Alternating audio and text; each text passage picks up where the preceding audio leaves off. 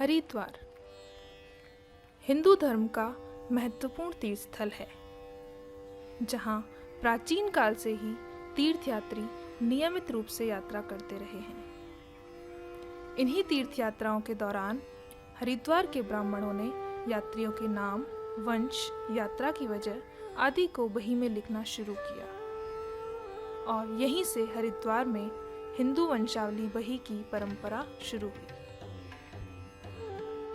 बही genealogy register है, जिसमें परिवार की वंशावली यानी फैमिली ट्री की डिटेल्स लिखी जाती है। इन बहियों की सार संभाल करने वाले ब्राह्मणों को पंडा कहते हैं और हर पंडा एक पर्टिकुलर एरिया की बहियों की जिम्मेदारी संभालता है। इन्हीं पंडा ब्राह्मणों ने लाखों बहियों को पीढ़ी दर पीढ़ी इतनी बखूबी से संभाला है कि आज भी 300 से 400 साल पुराना रिकॉर्ड बड़ी आसानी से मिल जाता है। पर कैसे इन्होंने इतने मुश्किल काम को इतनी आसानी से संभाल रखा है, आइए इन्हीं से पूछते हैं।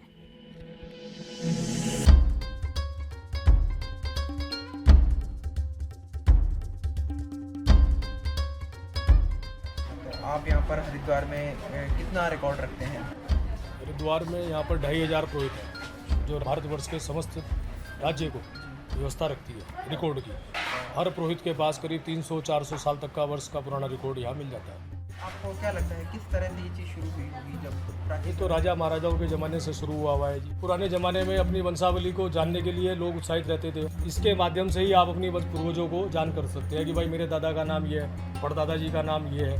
अच्छा, इसके अंदर आप क्या लिखते हैं, क्या एंट्री करते हैं? सबसे पहले आने वाले का हम अपना उसका गाँव पूछते हैं कि वो किस गाँव का रहने वाला, उसकी क्या जाति, उस जाति में क्या गोत्र है। जाति और गोत्र के ऊपर ये रिकॉर्ड बना हुआ होता है। उस गोत्र के साथ में कहाँ का रहने वाला है, उसका मोहल्ला, एरिया, उसके परिवार की सब वंशावली हमारे पास मिल जाती है। इन वंशावलियों को पंडा द्वारा जजमान की प्रत्येक हरिद्वार यात्रा के दौरान अपडेट किया जाता है, जिससे परिवार के नए सदस्यों का नाम इसमें जुड़ता रहे। पहले वंशावलियों में केवल पुरुषों के ही नाम रहते थे, लेकिन अब महिलाओं के नाम भी लिखे जाने लगे हैं। एक जमाना था कि जब लड़की को पीछे मानते थे, लेकिन आजकल अब लड़कियां पीछे नहीं है, तो इसलिए अब सबका विवरण इसमें लिखा जाता है, बेटा हो चाहे बेटी। परिवार, वंश और तीर्थ यात्राओं के रिकॉर्ड के अलावा वही एक वैधानिक दस्तावेज भी है, जिन्हें प्रमाण यानी एविडेंस के रूप में भारतीय न्यायपालिका भी स्वीकार करती है। क्योंकि इसमें चाहे कोई हमें 1 रुपये दे, चाहे लाख दे, चाहे करोड़ दे,